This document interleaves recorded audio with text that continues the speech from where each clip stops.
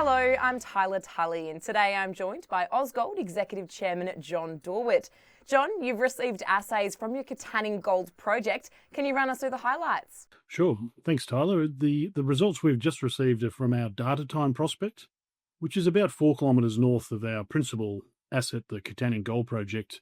And it's really the last sort of piece of the puzzle of our program that we've had going over the last 6 months. So it was really good. We got some great results, and it's been really encouraging to see really across the whole drill campaign that we ran back starting in November last year. And now you have these results, what have you learnt about the broader project? Look, I mean, we've learned a lot. It's been a really informative program. It had 3 principal aims, the first of which was to extend mineralisation along strike to the south, but beyond the Dingo and Lucan projects. And I think we've really demonstrated that there's a lot more to come from Katanning. The second aspect was really a sort of a resilience drilling program where we did about 90 holes of close-spaced infill drilling to really get in and give ourselves a really data-rich sort of portion of the ore body that we could sort of use to extrapolate across the rest of the ore body. And those results were really strong. We saw what we anticipate could be a little bump in grade when the deposit is drilled more intensively. So that was extremely encouraging. Principal reason for doing that was, I think, thinking ahead for debt financing, and I think we'll be able to really show a robust resource when we come to talk due diligence with potential lenders. And then the last piece of that program was the regional drilling, of which Datatime was the last, and we drilled some really, really good holes at our Zinger and Nanakup Bridge prospects, which are about 30 kilometres from Katanning.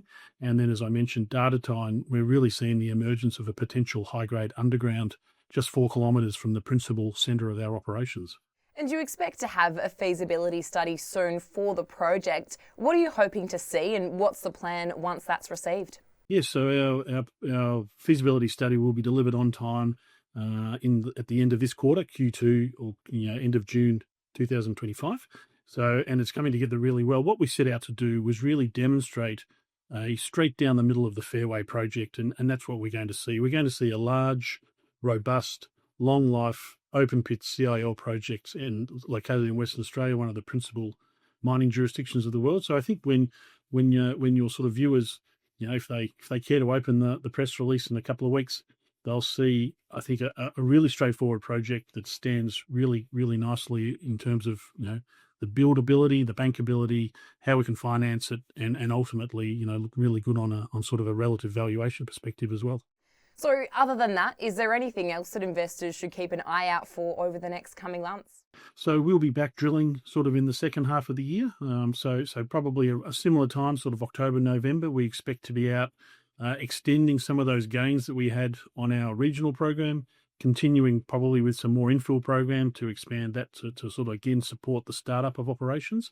We're probably expecting to have some news on land access. We are sort of working hard to get some land access on the project that we need to nail down, and we're looking forward to sort of moving that forward as well.